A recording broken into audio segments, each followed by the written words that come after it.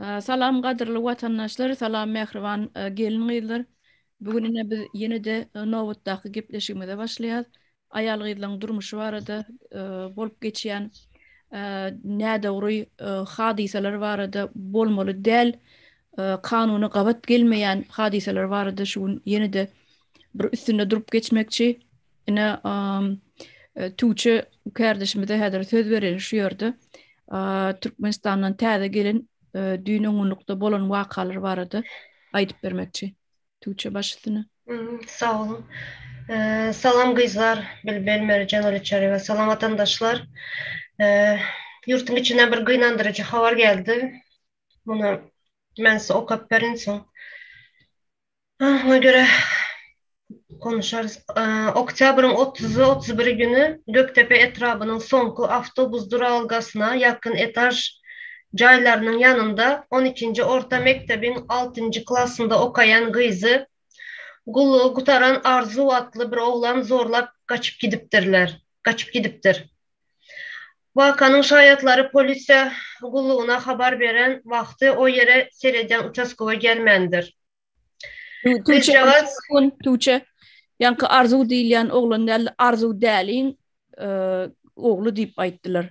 Şeýlem Arzu gecesi Nämesi kliçkası Arzu dälimiş ad nämesi. Özünün adı Arzu, kliçkası Arzu däli.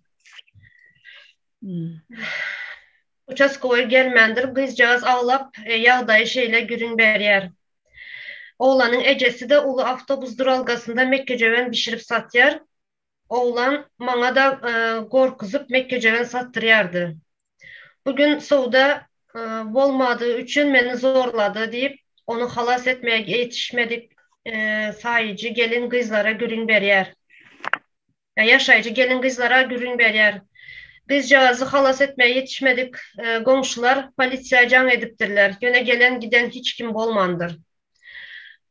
Bu görünber işlerine göre bu Arzu Deli diyen oğlan ecesinde tutup vuruyormuş. Başka kızları da böyle Mekkece'ye satmaya zorlayamış. Şunun yalı bir oğlan. Kıynandırıcı bir haber geldi şunun yalı. Sağ olsunlar haber getirip duranlar az yurtun içinden şunun yalı haberleri.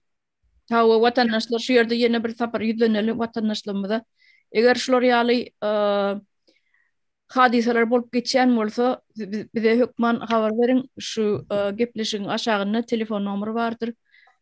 Şol nomera hökman jaň edin biz bilen habarlaşyň. Şu yerde Merjan vatandaşymyzyna elini galdyrýar. Merjane söz bereliň.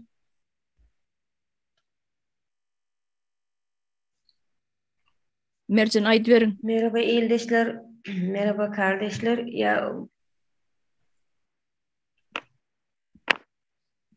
sesim geliyor mu? Merhaba arkadaşlar, ildeşler yani birçok ben her gün bir şey günü güne ne hal bile olsa bir şekilde yurt içine giderekten bize bunları yaşattıklarından hesap sormanın bir yolu var mı diye yatsam dursam onu düşünüyorum. Ya bu çok zor bir şey. Tuğçe'nin anlattığına göre 6. sınıf yani çok küçük yaşta bu çocuk kaç yaşında nedir onu tam olarak öğrenseydin Tuğçe daha iyi olurdu. Ama polis gelen olsa neden aramamışlar? Neden? Onlar gelmemiş.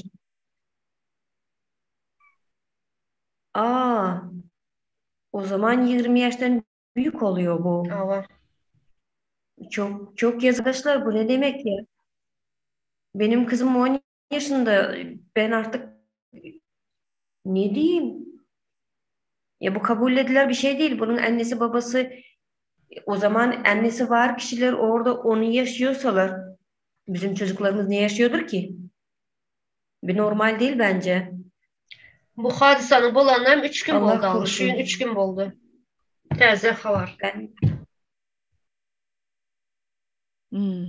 Demek şöyle men mara düşünürüp geçeýin ýene bir sapar. Şol 6-njy klasyň gyýjak adyna şol Göktepäniň iň soňky Aşgabatdan barýan awtobusyň iň soňky astanowkasyny Mekke jogun satdyryan, şo bir ayal Mekke jogun satdyryan, men şeýlerek düşündim. Olam oglum, şonuň arzugy däli diýilýän oglum, gyýjagallary 6-njy klas, 5-nji klas, 4-nji klas gyýjagallary bazarda Mekke jogun satdyrýar. Durakda. Söwda bolmadyk, söwda bolmady diýen bahana bilenim. Bu gyzy ýanky çete çykaryp şo ýerde zorlapdyr akşamara, şeýlemi?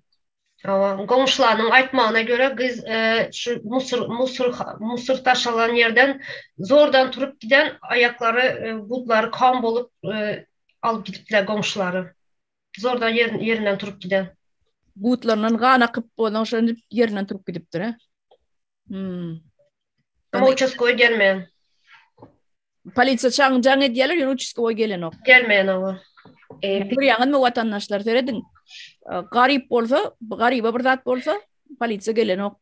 Eger yegenden bir zatına bir zat bulunmasa, bütün Türkmenistan ayağa alardı.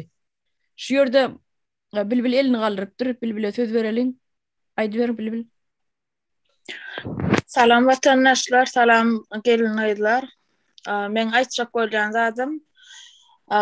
Şol Gökdepeň soňky astanokasy Daşgatdan Gökdepe baryp awtobus durýan ýeri ýoluň aňrydan bazar. Ýanky awtobus durýan ýerine de bir topar magazinçikler ýene bir da geçirak nemalar. Men o saýdaryny basy bolýan. Bilbil sesin gitti, bilbil telefonun mikrofon üstü yapık mı näme sesin gitti. Gelen okmu şu sesim? Inni gelýär. Ýanky şo Gökdepeň, Aşgabatdan Gökdepe barýan awtobuslaryň iň soňky duralgasyny men gatgo bilýän şo taýlary biz söwda bilen ýanky towar ýatda. Bu tarapa bazar, o tarapa ýoluň näme şo awtobuslaryň durýan ýeri kiçirak magazinler barda bir topar. Şo taýdadan hemişe çağalar, kiçi mektep okuwçylary ylgaşyp suw satýarlar ýa başga bir da satýarlar ýa Mekke jogan satýarlar bazaryň içine girsen ýoluň o ýerine geçip ýanky ýükçü gözleseň ýükçü uly adam ýok şo taýda diňe çağalar.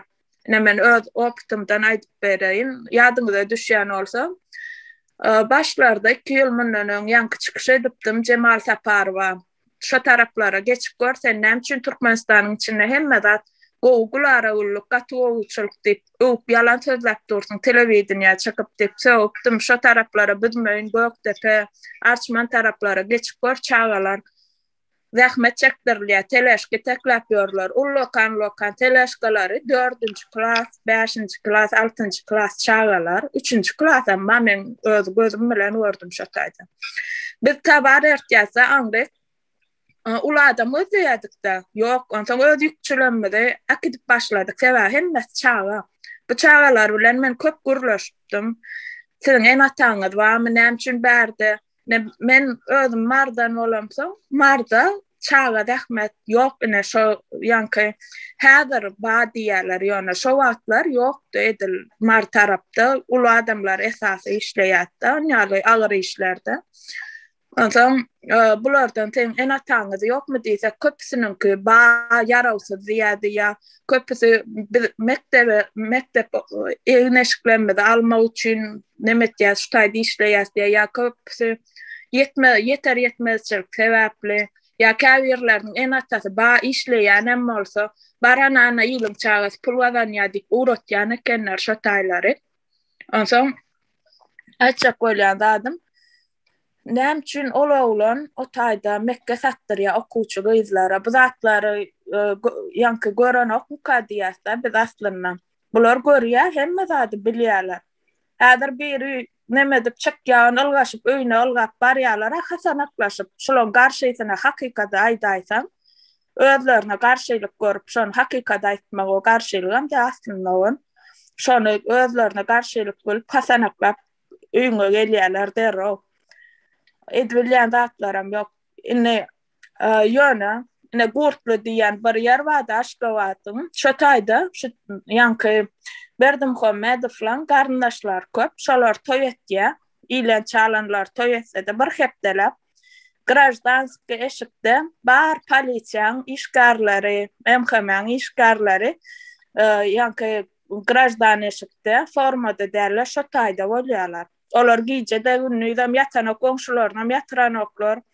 Yani aydymçylar we jowy aydym aýtdyryp ýa beýleki dutar çallaryp ýa ýene bir da dedim.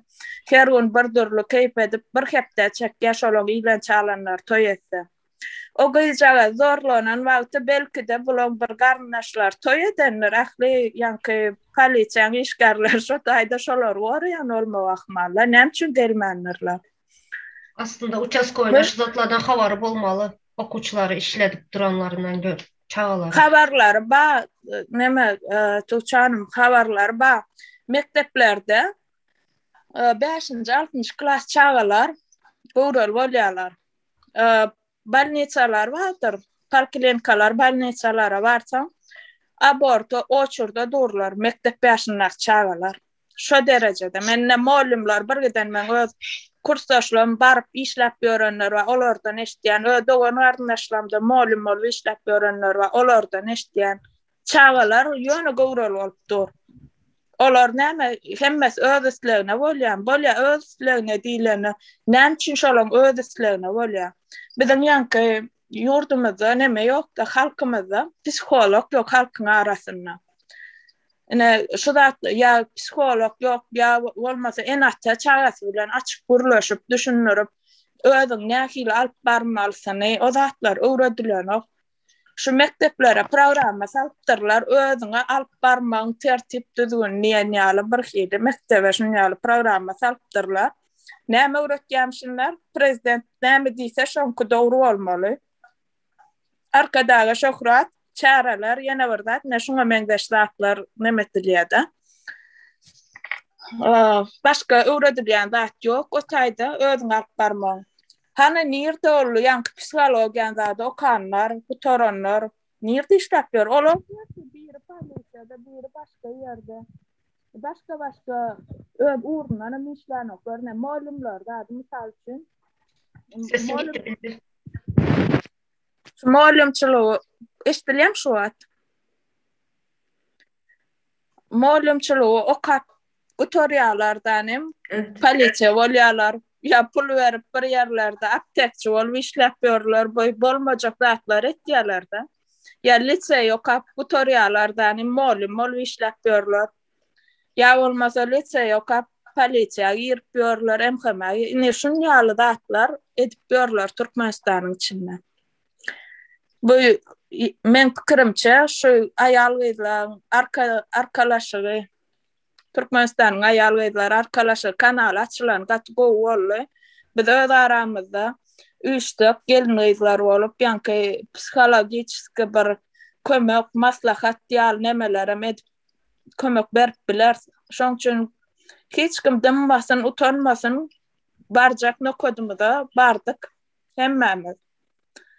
Bu zatlar aýdylmaly, çözülmeli ýanky psihologiýa tarapdanam biraz podдержка bolmaly. Eger şonýaly psihologiýany okap zat edip başga ýerlerde Türkmenistanyň içinde iş tapman, daşary ýurtlarda işläp ýörenler bar bolsa, ine şolara şans bize goşulşyp şu ýagdaýlara düşen gyzjagazlar ýa aýallar, gelinler şolara kömek edip bilersiňiz. Siz geljekde dem täze Türkmenistanda da psihologiýa has gowy neme boljak da. Nähili bir gokarlan birine öwürlük gitjek. Hemme ýurtda da adamlar hokman zorlansa psihologa barmaly zat ýok. Adam bir depressiýa düşüp bilýär ýa özünden özü kellesini nähili bir pikire batyp özüni bunyşat edip bir hil ýagdaýlara düşüp bilýär. Hemişe psikolog adamyň bir adaty zat bolmaly, elýeter zat bolmaly, baryp gaýdyp şonýaly başga ýurtlarda şeýle. Bizde näme üçin ýok? Şu ýoklugy üçin gyzorlanmak ýa gowral bolmak okuw ýaşda ýa bolmasa muallimleň ahlaksyzlygy, olaň edip ýören işleri ýa umum jemgyýetiň şu zatlar ýok bolan üçin şu ýagdaýa geldik biz. Şoň üçin habarlaşyň watandaşlar ýüz tutun. Gyzlaryň armiýasy diýen ýaly bir näme bolmaly şu taý. Şu kanal siz üçin. Sağ olun, şonu aýtaýyn dedim. Sadarlykça. Bil şu näme gaýdyp gelsek de şu çağaları zähmet etdirýärler dedim, bazarlarda zat satdyrýarlar dedim. Bunun sebebi näme? Bunun sebebi menim pikirimçe okullar, mektepde eýin baş almaly. O şu En esasy çağalardan ben işlemeýe soramda aýdypdylar. Biz oku eşiklenmede almak üçin şu taýda işleýäs, oku esaplanmada almak üçin işleýäs. Ya bolmasa ejem yaranok ya kakam yaranok ya yetim mally. Bulara eýe çykýan ýok.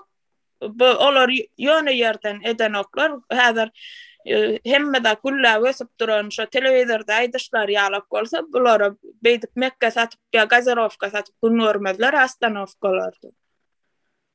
Soňra Näçe soňky jaňlar bar gyzlar şunýaly soňky jaňda okulda bir-birine kalmamazlık için näme giýýärler, gymmat materiallardan tiktirip Nawa. şunu alacak bolup birinden kalmacak bolup şunun hem sebepçisi şular benim düşüncem boyunca. Ha olar ýaldat ýokdy. Mektepde bir tane forma bolýardy. Meselem gök renkli köýnök. Başga hiç zat giymek bolanok, başga renk. Gyzyl şaýsep takmak bolanok mektepde moğolumlar ruhsat berenokdy. Ondan soňky jaňlara da bular ýaly gymmat köwüş giymek, ýa gymmat köýnök giymek, ýa bolmasa bagyş tutup bagşa pul çykarmak, ýa ýene bir zat onu ullakan toý ýaly dip edýärler-de. Olar ýaldat ýokdy sebäbi şo okuyan mektepde okuyan çağalan hemmesi deň tutulmaly. Ýa-ni biriň gymmat baha gyýyp beýlekiň nime giýmedi ýaly bir çağa kösedmez nime kemtinmedi ýaly men geç giýmeli hemmeleri. Şo bir gök köýnök bilen bütün bir ýyl gatnaýan da mektebe. Ondan oň soňky jaňyna da ullakan hiç zat giýmek on ýaldatlar bolanokdy. Kelleňe bir ak bantik takmalydy.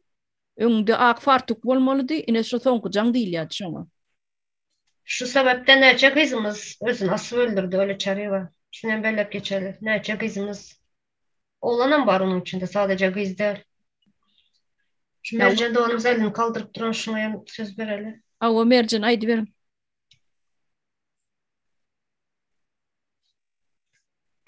Hanımlar, ben yine bir şey söylemek istiyorum. Dün akşam aradı beni. Ben aradım kızımı.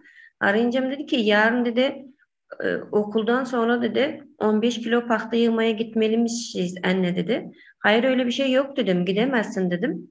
Seni pahta yani pahta yığmak için doğurmadım ben dedim. Pahtayı kim yektiyse o gitsin alsın dedim. Anne dedi her sınıftaşlarımın hepsi gidiyor dedi. Biz mutlaka dedi gidip dedi pahta toparlamak zorundayız falan dedi. Ya bu ondan sonra kardeşimi aradım. Kardeşim de bunun öğretmenini arayınca öğretmen demiş ki benim yerime ben 20 manat vereceğim. Manat ne kadara geliyor? $1 geliyor. 20 manat vereceğim. Benim yerime gitsinler. Bir de planda olmadığı için bizim hepimiz gitmek zorundayız. Ya bir ay gitsin ne olacak? Bu şey kapanana kadar pamuk sezonu kapanana kadar gitsin ne olacak? Bir şey mi oluyor deyip ya ben 5. sınıf kızımı pamuğa gönderemeyeceğim. Bu buradan belli. Yukarıdan baskı var. Demek istiyorlar ki bu pazar olabilir, bu pamuk olabilir, bu başka bir iş olabilir. Çocuklar genç yaştan çok okul yaşlarında okul öğretmiyorlar. Gitsinler çalışsınlar yani sanki yukarıdan baskı olacak. Bunlar gidip çalışsınlar. Bunlar zaten bunu yaptırıyorlar bizim çocuklarımıza. Biz aynısını uyguluyoruz. Biz ne yetiştiriyoruz ki? Mal mı yetiştiriyoruz, çocuk mu yetiştiriyoruz? Ondan sonra yeni diyeceğim bir şey. Mesela geçen sene kardeşimin kızı okulu bitirdi. Bu yanlış hatırlamıyorsam yeni yıla yakındı. 500.000 dedi mi? 2000 ya 500 manat mı dedi? Ne kadar oluyor tam olarak onu hatırlamıyorum. Okulu bitirince biz vipsnik diyorduk ya. Öyle vipsnik çıkartmak için yani çok büyük paralardan söz ediyorlar. Ben dedim ki nasıl kazanacaksın o kadar parayı dedim. Abla dedi vermesem olmuyor dedi. Çocuk kendini yerden yere vuruyor dedi. Ya hali yeni yıldan önce yani. Ondan sonra da 6 ay okul var. Ona para buna Surat için para. değil mi? Suratlar. Direktöre, mektep müdürüne, evet aynen öyle. Mektep müdürüne devamlı her bayramda en azından 10 dolara yaklaşık para biriktiriyorlar, buna veriyorlar. Öğretmene ayrıca hediye alınıyor. O da 10 dolardan hesaplıyor. Kardeşim hesaplıyordu. Ben o zamanlar aklım duruyordu. Ya bu kız çocukları birbirinden kalmamak için şey oluyor. Siz söyleyin. Ya biri verince biri vermeyince demek utanıyorlar, çekiniyorlar. Arkadaşların arasına çıkamıyorlar. O yüzden kastetmeler de oluyormuş. Ne bileyim böyle ailede kavgalar da oluyormuş. Bunların sebebi kim?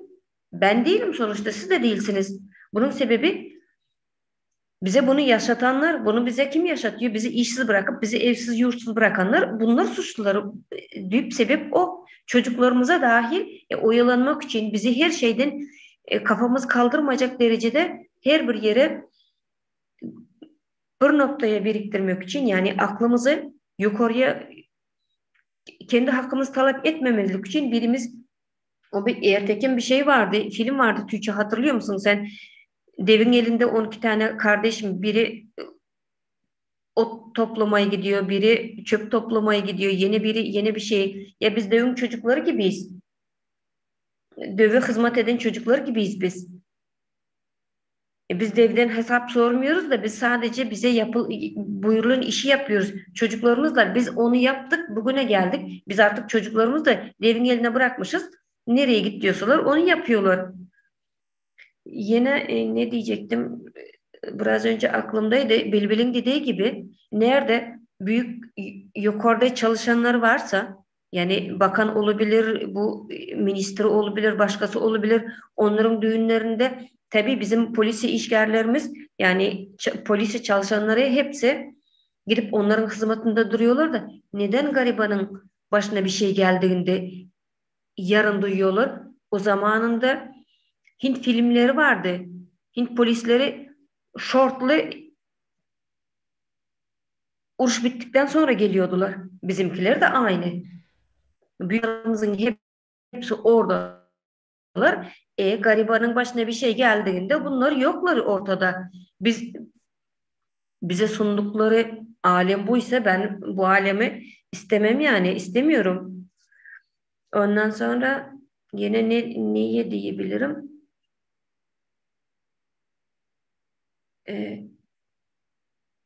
Ben şurada bir zat bellep geçin de. Şunyalı mesela yine Tamam. Türkiye'de yaşayız da Türkiye'de şunyalı bir tecavüz bolan yaldayında hemen gündeme haberlere çıkarıyorlar. Ve ayakı kalıyor hemen. Kız, kız çağına Aynen. tecavüz eden vaxtları. Aynen. Bırak haberleri. Bizlerde ses yok. Ses yok. Sanki bolmamış yalı. Hissat. Görmediğimde Sapara'ya gidip geçti ya geçen bir gepleşinde. Ses çıkarmayasa bu olay, bu neme bolmayan yalı. Sesiniz kapalı öyle çeviriyor. Bizim benim 3 ay önce öyle bir şey oldu. Polis gelmeden önce mahallenin insanları böyle herkes o tecavüzçüye koştular. Onu dövdüler, polis işgali onu zor elinden aldı ya. Hı. Ya adamlardan kurtarmak için polis çalışanı öyle gelip aldı. Bizimkiler yoklar. Yani mesela orada anlattığınıza göre öyle bir şey olmuş. 6. sınıf kız diyorsunuz. Tamam, ona bir şey olmuş. Nerede? Orada yaşayan erkekler mi vardır, komşular var Ha, mı vardır, işte. anneler babalar yok muydu orada? Onlar neye gidip de o çocuğun peşine düşmüşler? Niye kurtarmamışlar? İlla polis gelmesini mi bekliyorlar? Onu tutup polise verseydiler ya. Mercan Doğan, bu indi bu Bilmiyorum. haberler Türkmenistan'ın içinden gelip başladı. Значит, bundan sonra indi ayağa kalkıp başlarlar diye düşünüyorum. Bizlerin bu gepleşiklerimiz görüp başladılar, görüyorlar. Şunun Tabii. içinden bu haberleri getirip, haberleri getirip, nemedik duranlar, iyi verip bize. Bu Tabii. oğlan Значит, bu olan bir gezek değil, bu köp bolandır bu neme, hınyalı suçular. Ama siz hiç kim aytmağın için üst basını yani gündeme çıkarmadılar. Hiç kim aytmayalar, ortaya çıkarmayalar, imsim yapıp koyalar hınyalı nemeni, suçunu. Indi bundan son, hazır şu bizen gepleşikleri görüp başlanan son indi haber gelip başlaya. Yani gelip başladı. Doğru. Hoşta bilbil elini kaldırıptır bilbil ötedörelin. Bilbil aydı ver. Ha. Men aytjak bolýan zadym ýanky köýnök meselesine gelsek, häzirinde döwri ütkap durýar-da öňküler ýaly nemedäne haýsy ösen ýurtlara seresem, mysal üçin uçurum diýen zat, ýanky wypusnik. Şonu her kim özçe näme geýes gelse şonu geýip barýar. Meňde şeýmeli diýenem zat ýok. Kim näme geýes gelse alýa geýýär. Ýöne Türkmenistanyň ýagdaýyna edir häzirki ýagdaýyna. Men bir-birinden galmajak bolup şon ýaly bir ýukajyk bir gatlak bar. Nähilaýdaýyn özlerçe bir trend döretýärler-de. Olam bir biderek trend, sösne de gat-gammat trend. Şonu ondan her kim aljak bolýar, şo summa ýetjek bolýar. Çagalar öz nasip öllür ýani nemesi sebäbi bar bu zatlaryň. Men şoň sebäbini bize public ýok, şoň üçin dip düşünýän. Enatalar näme üçin üýşüp bilen oklar. Mysal üçin insanky jaň öňünden bular habarlaşyp bir-biri bilen jaňlaşyp şularyň arasynda bir-birine enatalar nomerini alşveriş etmeli. Öz arasynda otaýda internet ýok, ýöne normal ýurtlarda internet we gruppa çýalardan hem şo taýda her kim öz nemesini aýtýar. Maslahat etýärler, onsoň ortaça mysal üçin şular bir-biriniň telefonuny alyp bir ýere üýşüp, hawa näme geýmeli?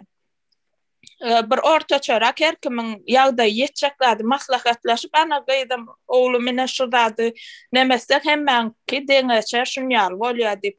Bulara baram nähil ahlagam ýok, moral neme taraplary pessa, adamçylyk taraplarym gaýta öwünjek bolýarlar. Sen öwüneniň, sen birine bir zat güjöňläp geýdireniň üçin başga biriniň çagasy öz nasya. Bulam ýanky o mesele gymmat köýnekde däl. Mesele düşünje pes. Düşünje pes psihologiýa nemesi ýetenek. Cahillik. Awa, jahillik. Şoňa düşünüp bilen oklar ardan zatlam owadan edip dikip geýinip bolýar. Mysal üçin ýöne biz Türkmenistanda el yeterli bolardy. Mysal üçin hökümet ine täze Türkmenistan gorsa her kimin işlemäge, gazanmaga mümkinçiligi boljak. Şu eýneşi üçin nan şunýal zat ömür bolmaýar baram. Şu wagt mümkinçilik bar, her kim elinden geleni etjek, işlejek. Şu taýlarda gul bolup nähil agyr işler edip ýörler-de. Türkmenistanyň içinde edip bolýar, ösdürip bolýar, bu zatlar aýryp bolýar arada. Ýöne häzirlikçe şu zatlar dozurmak üçin öz arasynda goý enatalar ben berjek maslahatym bir-biriniň nomerini alsynlar. İnsanky jaňdan bir aý öňme näme duşuşdunlar. Öz arasynda bir karara gelsinler. Ine şu materiallan şu nemeden alsak şeýle keşfetsek plançaçyk ýaşy bolýan bolanokmy. Bir-birine nemes hemme bir ortaga gelip bilmeli, bir ortaga gelip bilmeli. Şu zatlaryň ýoklugy üçin adam şekilli adamlar bir-biri bilen gurlaşyp bilmeýän üçin o özüni öldürýär şu zatlar. Ine men görýän başga ýurtlarda nähili enatalar, näşinýa mektepler we iwiçkini mektebiň özü berýär, ýöne barlar adamlar öz çagasyna has gowdatlar ýydirmek üçin has köprak pul berýän eken. Onsoň beýleki çagalyň enatalary şoňa garşy bolýar. Şo mektebe köprak pul berýär, ine bu çagaň porçasy kemrak beýleki baýyň çagasynyňky artygyrak kamana. Onsoň enatalar sıra jal betýärler, gruppa ýadýarlar. O nähil bolýar, ýanky şo baýraklar, nemeraklar hemmesine de şeýle porça bolar ýaly, üstüne goşup goýberýärler. Näme üçin ýal bir ara gelip bilenok ýa-da ýerdik goýberýärler, hemmesini deňläp bir ortak getirýärler-de. Bizde adam şekilli gurulaş bilen bir-birinden galmajak, bir-birinden nemet. O gedaýçylygyň içinde bir-birinden galman. O nähili bir mene düşünemek dogruýmaýsam. Bir ara gep bilen oklarda. Şu Aydan'a birazcık bir näme goşup geçin, bir minut öyle çarıyor şu yadından çıkmasdan. Gynansak da Türkmenistan'ın içinde çağalar, yaşlar gelecekini görüp bilmeyeler.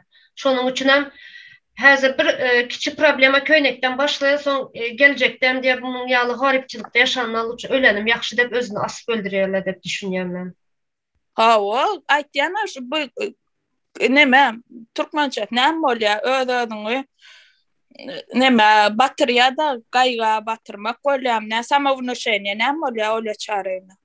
Ay depresiya diýip ödödüni öz eden pikirne uýa şonu dogry diýip hasap etýär sebäbi şo pikir dogrymy dämi ne enata düşünür ya ne de mektepde düşünürler ne psikologlar var o depresiýany ýöneköy jogor depresiýany ýasama onu şeňýany ulu näme öwrülük ýa-da dogry aýtýan tuğçu şoň üçin etýärler. Mansy ýok diýip düşünýär. Devam edip. Öňkü zamanna eşik üçin ödün öldürüpdir diýen eşdem ýokdyk. Öňkü zamanna ýok dolar ýaldat.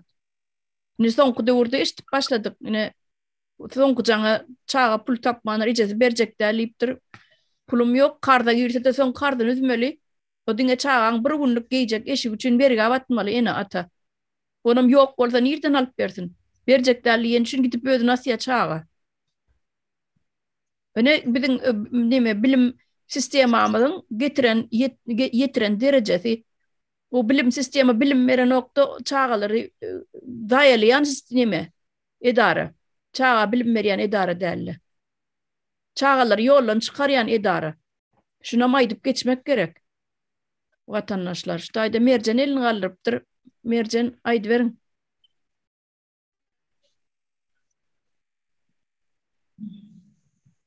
Evet arkadaşlar yine bir şey diyeyim. Şimdi kardeşim bu sene kızını okula girdi, üniversiteye girdi. Şimdi bu spor takım alacak. Alacak bunu pazardan gidip alamıyor. Abla o kadar para yardım eder misin? Neden? Nasıl gerekiyormuş? Bu da 25 milyon. 25 milyon demek 250 dolar mı oluyor bizde? Evet 250 dolar oluyor. Bunu üniversitenin kendisi satıyor. Başka yerden pazardan gidip alamadı kız. Abla dedi, bunun dedi elbisesini alacağım, kumaşını alacağım. Bizim pombar zamanında kumaşını alacağım, yakasını alacağım, hepsini üniversiteden alacağım. Buna 45 milyon. Ayakkabısını alacağım. Aynı ayakkabıyı aynı üniversiteden alacaklar. Üniversite değil de bilim veren bir yer değil de yani pazar olmuş. Spor takımını bunlar üniversite satıyor. Bunun üst başın üniversite satıyor ve onu alabilirken Biznes ediyorlar. En son yani üniversiteye ödediği paraya gidip 10 tane alacağına bir tane öyle alıyorlar. Ya bizi resmen kukla gibi oynatıyor bunlar. Siz bırakın ortaokulun çocuklarını, yani ortaokulun şeyini resmen üniversitede bilim veren ocakmış işte bilim ocağımız ya bizim. Bizim bilim ocağımızda yani bir studentin, bir öğrencinin giysisi 100 milyon, 150 milyona geliyor ve bunu üniversite satıyor bize. Bunu devlet satıyor bize. Öyle çağırayım mı? Siz böyle üniversite okuduğunuzda, enstitü okuduğunuzda enstitü size üst baş satmış mıydı? Şu yerde burada ayıp geçeyinle Mercan'ın sözünü dağıdığınızda. Bu bilim ministerlikleri bilen ya olmasa mektep direktörler bilen bir biznesmenin bir dost bolýan bolsa şolar bir-birine ýalaklyk edip ola on biznesini ýöredip berýär. Ene batamarlyk katmaly bolsa şolardan alyp mekteplere getirip ene şu matadan olan direktöre maýdýa inniki prazniga ya çära diýene şundan geyip çykmaly. Onun bütün näme ýaňky ýaýratyp berýär. Mektepleriň okuwçylaryna, muallimlerine hemme ýere. Ine şular ýaly edip bara ödara iki tane dost misal üçin aýdaly, iki tane dost bir-biriniň biznesinde kömek edýär. O taýda kösenýän kim? İki dosta öz jibitine urýar, pul paýlaşýar, ortada kösenýän hem inatalar bilen çağalar. Neştaýda bara bilbil elini galyp durup şoňa da söz bereliň, aýdyp geçsin. Aýdyp. Yankı Türkmenistanyň nemeleri, universitetler bir hili targow sentri ýalapda okuwçylaryň yankı geýjek sportifkasy, futbolkasy içinden geýýän. Onsoň kepkasy, ayakkabı hemme zadyna yankı pombar geýdirýän matalary hemmesini özü berýär. Buny dostlary edenok öyle çarem siz birazajyk neme birazajyk ýalňyş düşünýäňizde o taýda dostluk generik ýok. Onu prezidentin aýallawanlary we tekstil tutuş Türkmenistanyň tekstili altynasar bolsun, beýlek bolsun, şolaň eline şolar kurýer edýärdi. O taýda şolar berýän şunça olar zorlap satýarlar. Şotak ertýärler şu matany giýmelilýärler. Ene Türkmenistanda fabrika açylyp Hytaýyň yankı näme şu stanoklaryny betirip şotak Hytaýa pombar matanyň dokolşuny öwrenip geldiler, spesialistler uğradyp onsoň Türkmenistanyň içinde türkmeniň matalar çykýar, pombar yankı stapel her gey matalar çykýar. Şol yankı prezidentin aýallawanlarynyň golasyna kazatlar o. Özler satýarlar, o taýny bir biznes sentri öwrüpdirler. Isleseňizem beýärsiňiz, islemeseňizem beýärsiňiz diýär. Ine bu okuwçylar barada bir zat aýtjak, şolaň enatalary barada olara gargynmasynlar, olara söwünmesinler. O taýda näme bilim bermeýänni bilen ok moňa uğratýan enatalar çağalarynyň diňe çäreden çäre. Ene men öz garnaşlam selhozda, narkozda zatda okuýarlar. Dağa gitýärler, dağa ýannak çapdyrmaga gitýärler. Dağda ýannak çapýar. Universitetiň studentleri maskaraçylyk. Galan wagtam çäre gitýärler, her türlü eşik geýdirip. Ol eşiklerem çärede de ütgap durýar. Bu çärede bir eşik geýse başga çärede başga eşik, o yankı oku eşik diýip satan eşiklerini yeýdirmeýärler çärede. Sportifkada 3-4 türlü sportifkalar ýalar, bir komplekt alan okolo. Näçe şon ýaly ýere bilim bermeýän şon ýaly ýere öz çagasyny uğradyp özlerinem, öz çagalarynam jezalanýarlar. Nakazat etýärler özleri. O taýdan bilimli adam çykmaýanam görnüp.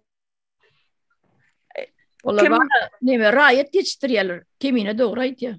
Oşo meňdeşeşik geýmek nämeden gelýär, nirden gelýär? Näçe meňdeşeşik turmalarda berýänler alamula we her türlü meňdeşeşikler şo adam psihologi taýdan baş etmek üçin şo meňdeş geýdirýärler. Hemmäň alyp edereşik görüň özüňiz bir hile hemmäň bir ýalyk bolup duransyň.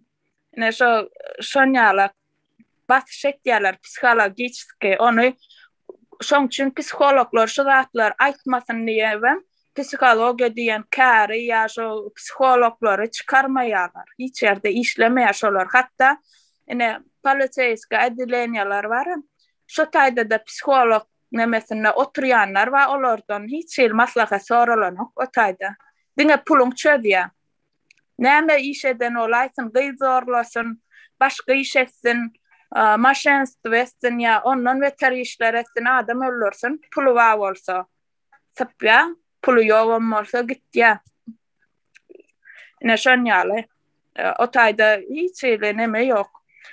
O zatlar ýöretýän şu aýallawanlary ne eşikler. Enatalarym şu taý çagasyny berýän bolsa ýörüte tupaý edip ýetişdirmek üçin $15,000 adamdan berip salýarlar. $15,000 ol men universitede aýdamak 3 ýyl şalar aýtýansa bir 3 ýyllyk, 4-2 ýyllyk tehnikumlara $10,000-15,000 berip girýärler. Universitetler bahasy şol taýy girip tupaý bolup çykmak üçin psihologiýa taýdan başy neme edip patkalima öwürlüp raýat öwürlüp çykmak üçin $50,000 için viziyatka ýaşataydy. Ana men bilen şu 50,000 beribem bir bilmedikler ama onam gyýnanyp öýüne toy şagalan edip durlar, gyýdy egzamine gitdi, $50,000 berdiler. Onsoň olam ağlak gelýär geçmedim diýip. Bulam jaň edip agdymdan eleni söwüp ýanky pul beren adamsy bilen gyrlaşýar da enatasy. Olam aýtdy, ýok, nem etmäň diýil, şu fakultete girmese men başgasyna salaryn diýip. İň soňunda da başga fakultete tawşaryp o taýdanam geçirilmän 2 ýyl girdi şo. 2 ýylam üstüne ýene 10,000 berdi. Körm bular ne dälhanam o taý bir daşyna neme aýlaymaly bir çitenek dälhana. Aşol wara $50,000 beribem çagatyny guletmäne uradýady. Dağa çykyp ýanynak çapýan bolsa. Ha, o soňam Bilä. söwünýärler, dağa gidip ýanyk çapdyrýarlar diýip beýrenýärler. Sen näme üçin sallyň o taý, näme üçin uratdyň? Şonu O aýtsana. taý. Ha, o näme üçin uratýan o dağa? Sen dağa gitmän masal üçin aýdal, görüp görsüň çara gitýänlerini görýärmi? Bulan netine garab okumalylar, şu taýda öwredilmeliler, bilinmeliler. Hiç de diňe ýanky ýa dağa gidip ýanyk çapdyryp psihiki basyş etýärler, soň çara meňdeş eýdirip etýärler. Hemme ýerde meňdeş ýa akidip o ýol koturtdurýarlar olary. Näme şun ýaşyl zolak diýip bir näme açylar. Ne bawakçalyga urmak diýip. Olam studentler boýuna şonam gidip astyň içinde jadyramaz. O taýdadan edilýän maskaraçylyklar bar. Biz aýlanmak etdik. Öyle çaryna hayran alarsyň. Näme bar? Serdarýola gidipdik. İrak gidelik. Gün ortana düşdüň üstüňden näme geçýär da, näme şo sowuk we gün geçýär üstüňden. Gün çykmaka Irak barkaýdarlyp şo törekleri bir aýlanmak etdik. Bir garnaşmada ýaşaýar şo taýda. Studentlar baryny sürüpdirler şo taý. Ine biz Irak oturduk, bu studentlar gelip başlatdy ýygymyzdan. Bize daýtýarlar, "Şom ketýär, süýşüp duruň" diýip bizi aşak düşär diýip şeýtdiler. Soň ýene ýokaryk men otursak, o tarapyna geçip indi şomkas gutarda şolar ýygyna gitmeli. Ýok, ýol kolan aňyrlaryna geçip bukulşyp şo taýda da eden etdilik, maskara gyzlar udun köýneklaryny gallaryp ine şo zatlary etdirmek üçin enatalar pul berýärler. Bilsinler. Onsoň o duran saldatlar barda. Ve mene gat hayran alıptım, özüm tonup gittim de şo ýagdaý görüp bolan. O saldatlar var. Bare ýana o taýga 2 sansa gitdi. Bare senem o taýga gitdi ana. Ana olar kowdum aýardym, olar kowdum diýek. Saldatlaram şolon garawulçylygy. Şo taýda etjegini edip etişýärler ýol kolan aňyrlaryna geçip. O saldatlaram garawul goýýarlar şolar şeýtmesin diýip. Ene şon ýalyra uratýan atalar bilsin çağalarynyň näme edip ýörenlerini. Pul berip diýsene, pul berip. Çağalar. Onam $50,000-$30,000 berip ana şon ýaly işler etdirmek. Näme üçin şeýtýärler?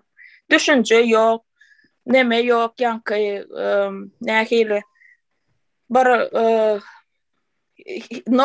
nol. Hiç de ýok, bilim ýok, düşünje ýok, jahil, mankur. Boyun ýanky raýat edilen halk mallaram diňe bar näme bilýänler, iwitýänler, biram nesel öldürýänler. Ene türkmenleriň düşýän ýagdaý şo diňe iwitkesin gözleýär, şo iwitkesin tapsa, ondan soňra ene şo haýwanlar ýaly bolup görüşleri, ýawan ýatyp turup görler. Enatalaryň ýanyna da çöjüjüdir hemmesi, enatalaram bilmedik bolup gezip görler. Bilýänlerim kendir. Şu türkmenläň ýaşaýyş durmuşyny men näme diýip atlandyrasym gelýär. Kuchня bilen tuvaletiň arasynda geçýär. Kuchня bilen tuvaletiň arasynda geçýän durmuş şolaň durmuşy. Doğru. Başaranoklar. Hakyky şeýle şo. Doğru. Ştaýda Merjan elini alýar, Merjana töw bereliň, aýdy beriň Merjan.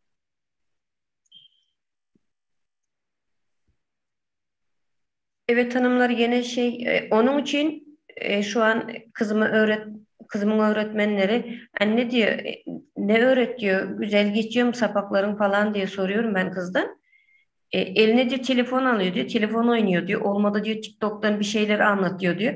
E, tabii Bilbil'in anlattığı gibi daha da öyle yandak çapıp yeni bir yerlerde etek kaldırıp görüyorsalar tabii bunlar telefon oynayacaklar bunlar başka bir şeyden konuşacaklar ama çocuklara bilim vermeyecekler. Demek biz bırakın üniversiteyi biz ortaokula da boşuna gönderiyoruz çocuklarımızı. O zaman ortaokulda gerek yok diyelim kapatalım. O zaman okulda okutmayalım. Oturalım biz burada. Yolda açılmasın, biz memlekete de gitmeyelim. Evimizden, ocağımızdan da zaten olmuşuz olduğumuz kadar Ya o mektebe çocuklara böyle küfür ediyormuş. Zaten yeni duydum ben. Bu ahal taraflarda Bilbil senin dediğin gibi Beher'den mi dedin? Beher'den mi o taraflarda e, okul müdürleri para alıyormuş. Para alınca son sınıf çocukları mesela 7. sınıftan sonra çocuklar okula da gitmiyormuş. Özellikle kız çocukları okula gitmiyormuş. Böyle bir şey var mı bizim Türkmenistan'da ya? Ögün kız kardeşim dedi. Ya dedi konuşma abla dedi. Şükür et dedi bizde dedi okutuyorlar. En azından okula dedi geldi mi gitti mi diye takip ediyorlar dedi. Ben dedi Aşkabat'ta işe gittiğimde dedi. Bir sürü beherlerine bayan dedi. Çocukla kız çocuğuna okul neye gerekiyor? Okul müdürüne para veriyorsan kalıyor orada. Senin kızın geldi mi gelmedi mi? Parayı cebine vurduktan sonra sadece kızın ismi yürüyor dedi. Bunu da kontrol etmemiz lazım. Hesimeden yapalım ki oradaki gitsinler okulları araştırsınlar. Gerçekten öyle bir şey var mı? Çocuklar demek kız çocukları o yüzden öyle cahiller. O yüzden kendi haklarını savunamıyorlar. Diyecekler ki öğretmenim öğretin. Bilemiyorum bunu çözemedim diyecekler. Soru soracaklar. Kızıma desem diyor ki öğretmen otur okuyup da ne olacaksın? Biliyorsan zaten benden sormazsın diye böyle cevap veriyor diyor. Bu ne demek? Kızlar benim aklım almıyor bu durumu. doğru. Şuradaydı. Tuğçe Evet, elma bunlar Tuğçe söz söyleyecektim. verelim hani. Aha, sağ ol. Şurada hazır arkadan basan ştatların hemen yani hazırki bolup duran bir bakçılıklarımızın sebebi hemen zincirlamayalı bolup duran da şu çağanın yine tecavüz ettiler, yine zorladılar diyensin. Bazarda çağalara zahmet ettirmesi, taçka sürdürmesi, okullarda şu çağların forma probleması kızlarımızın köprağın şu son canlarda nemede surat diyorlar, albüm diyorlar, şunyalı. Sonra studentların şu yankı bilbilin aydıp geçişyalı pul berip giriyorlar. Hemmesi yine bunların sonu gelip yine şu bizlerin hazırki bekbahçılıklarımıza geldi. Gelip duran yerimiz yine şu hazırki son toçkamızda. Pul berip giriyorlar. Neçen bir hastalarımız yanlış diagnoz bilen ölüp duranlar kim? Çağa ölümleri hemmesi şunyalı bir zincirlamayalı bulup duran da şu temanı biraz toparlayın dedim hazır şu nemesini aydıp geçin dedim.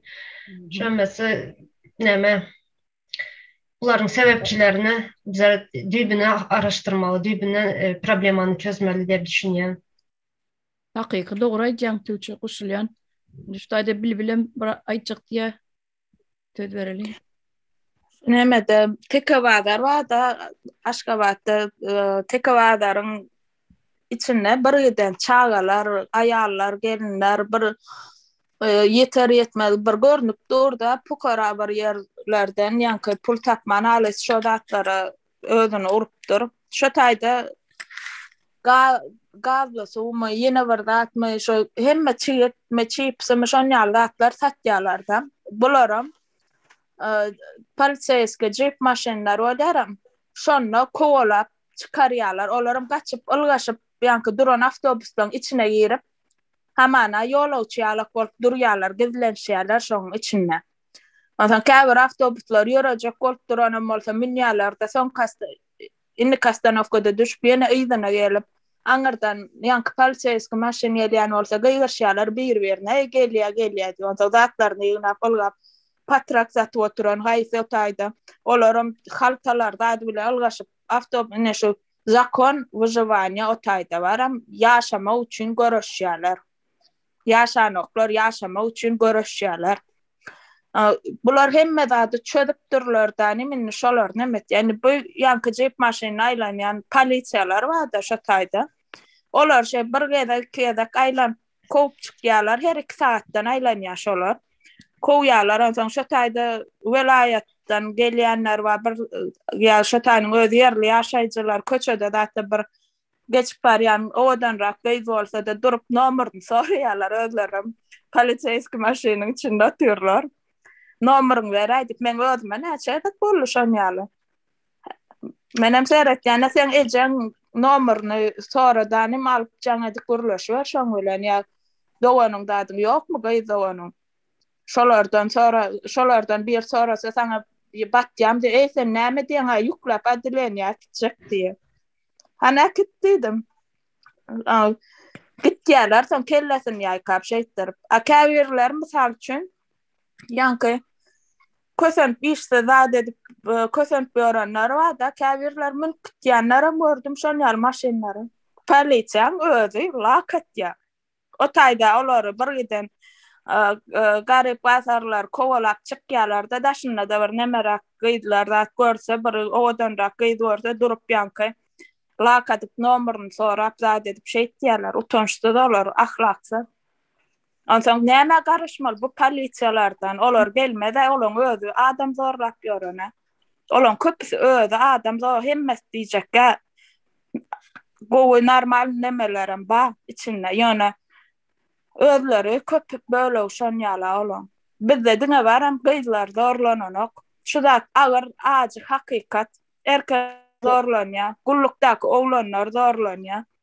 Men ne eşitdim de arada hayran kaldım şu onu. Doğru. Öňden bir gede eşitdim ýöne ananmatdym o wagt men Türkmenistanyň içindedim. Bir oglan özüne nasip ölýär gullukdakka. Bulara naryada goýýarlar armiýan oglanlaryny naryada çykarýarlar. Her kimiň öz postu bar, köçelerde parklar bar. Şu Fransuski park diýip bir neme bar, neme häzir aýdym ýalňyşmasam şu Sowetski köçäň urunda bolmaly şu. Şu tak naryada çykanna bir eskeri zorlapdyr ulara işgärler barıp şolara.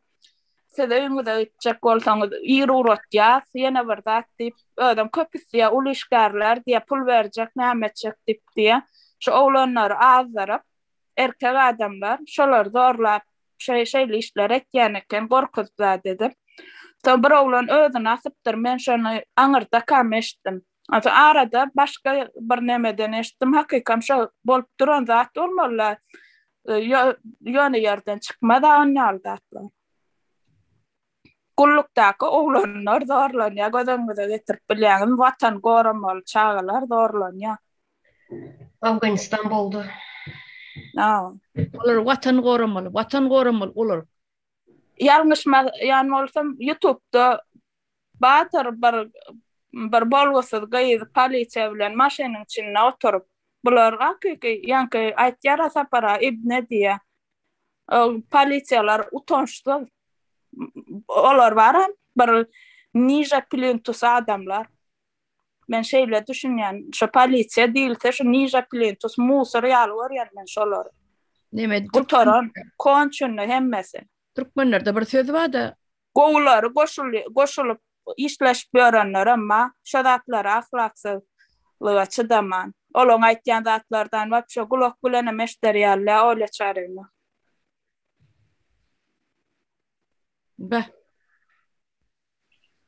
Hayran galayman. Türkmenlerde bir söz bar neme diýip goýuny gurda tapşyran ýaly ýa-da. Şol biziň gorawçylarymyz şo pagon götürýän ýanky organ işgärler bolmalylar, ştatlardan goramaly halky. Ýöne olaň öýde şeýdip beren öýdleri göz görteli. Öýder zaýlap beren. Hemme dadyň başyna öýdleri başlaýar. Şu pagon götürip beren organ işgärleri. Onuň beýleklerden näme garaşýar biz?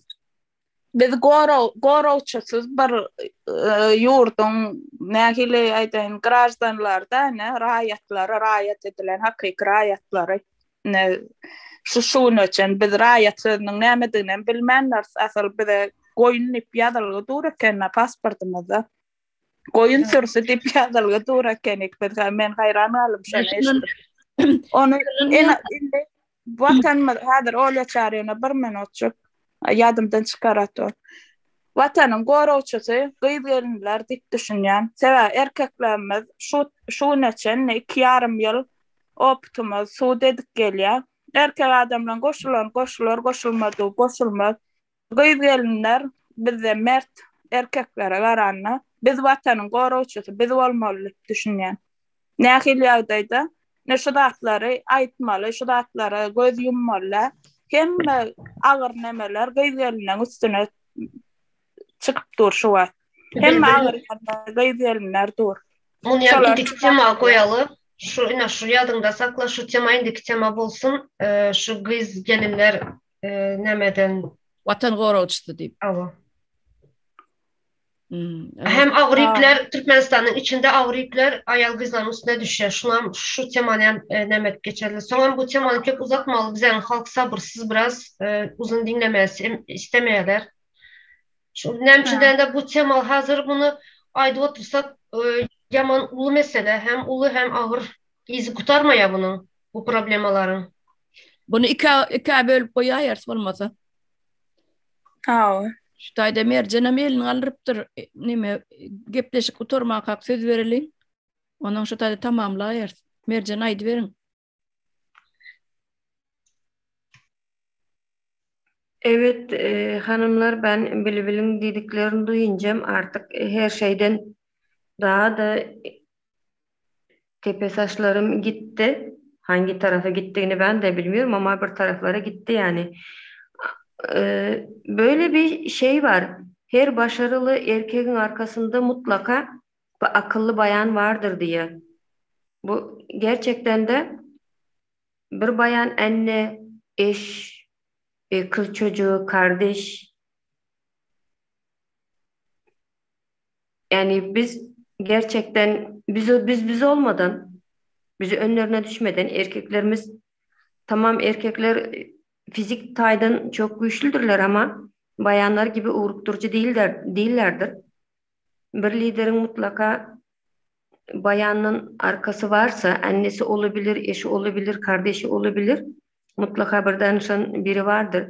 Biz gerçekten onlara bir arkadaş, anne olabilirsek, bizim erkeklerimiz çok güçlüdürler, akıllıdırlar ve bizle beraber alınmayacak hiçbir, zapt edilmeyecek hiçbir kala da yoktur, yer de yoktur. Biz sonuçta başka bir devleti almayacağız. Biz kendi devletimizi koruyacağız bu zalimlerin elinden.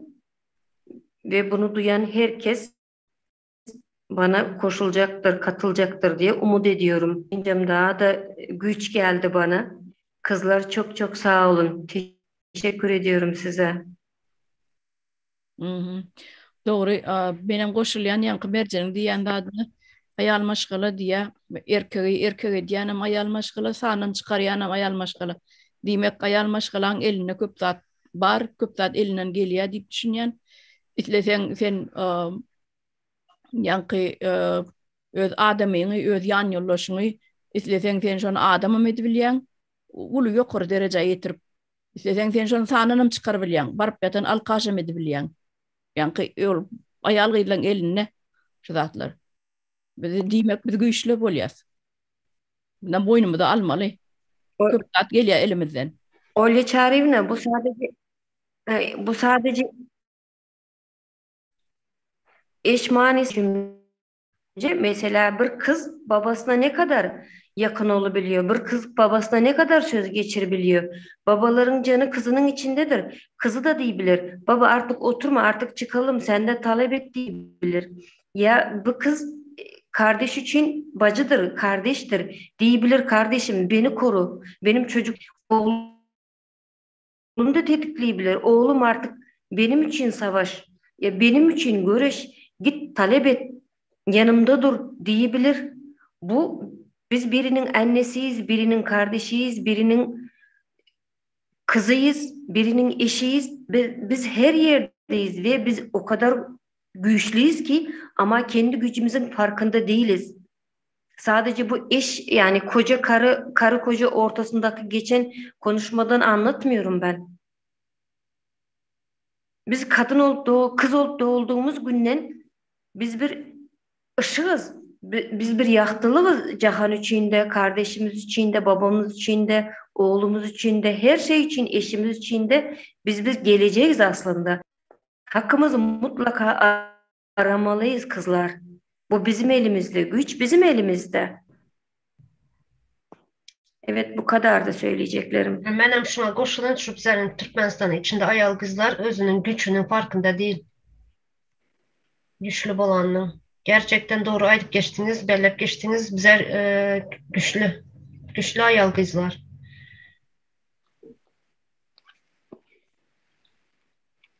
Benim şutayda bir koşulacak olan yankı mesele var adı. Yine biz de şu an ayarlar, görüşüp ayarlar armiyasını dörtmeliydim daha şoň sebäbini düşünür geçecek olan. Biz doğurmalı, biz terbiyelemeli, nesil öndürmeli, biz bilimli nesil öndürmeli. Onu etmek için bize mümkünçülük gerek. Hazırki ýagdaýda bize bizim haklarymyz elimizden alınan. Şu mümkünçülükler bize berilenok. Sen terbiye berjekmi ýa eklenjek? Misal üçin, näçe ýaşda bolsa bolaýsyn aýal maşgala, 50 ýaşda bolsun özüni erkek adamyň ýanyna, äriň ýanyna özüni bir kiçijek duýasy gelýär. Kiçijek bir aýal neme gorowsuz neme duýasy gelýär-de aslynda şol gyýdyň yaradylşyna, aýal maşgalaň yaradylşyna şeýle bir zat bar. Ýöne bizde arkamyzda duran bir güçlü eginliler näme silne pleço şonyal näme ýok köp gyýdylanmazda. Şoň üçin biz ýetişdirmeli. Şu taýda biz berk durup şu öz haklarymyz üçin görüşdik. Erkeklerimizden düzelip gitdiýär. Çağalarymyzdan bilim almaga, çağalarymyza terbiye bermäge mümkinçiligi biz özümüz gazanmaly. Onu hiç kim bize gelip al sen hakyny ediber şu zatlar diýen ok. Ene görýänsiňiz iş tapman, nemetmen, ne äriňiz iş tapdanlar, ne özüňiz ýa bilim ne normal bilim alyp bolýanlar. Sebäbi sen eklenjeksen bilim nerden aljak? Ya terbiýeni haçan berjek? Çağalar içinde enatalar daşyna ýa-da tersine ştaýda okap ýören okuwçylar görýänler öz okuw pullaryny төлejek bolýan daşary ýurtda okuyan studentlerim günüňize döneýin ene şonýaly ýagdaý bar. O çağalar içinde fiziki taýdan işläp bilýänler we bir halal eklenje edip bilýänler we fiziki taýdan güýçli däl öýüne bir enatasynyň ganatynyň aşagyna nemedip o enatalaryň pul ödüp bilen olar näme urýar özüni ýeňil eklenje urýarlar şu zatlaryň öňüne almak üçin enatalar düşünmeli öz gelip çağasyny sylamaýanlygy şu herekete goşulmaýyn enata goşulmadyk eje ýa goşulmadyk biz gelin öz geljeğini alada etýän däller diýip düşünýär. Geljeğine bir park bolmaly, biz dogurýar, biz terbiye bermeli, biz adam şekilli ýaşamaga hakkymyz bar. Ýani şu haklarymyzy elimizden alynan ona medip berilmejegem görnüp duranda diňe biziň aktivligimiz, diňe biziň hereketimiz bilen şunu biz gazanyp bilýär. Sag bolun, şonu aýdaýyn dedim. Gaty dogry aýtdyň Bilbil, goşulýan 100%.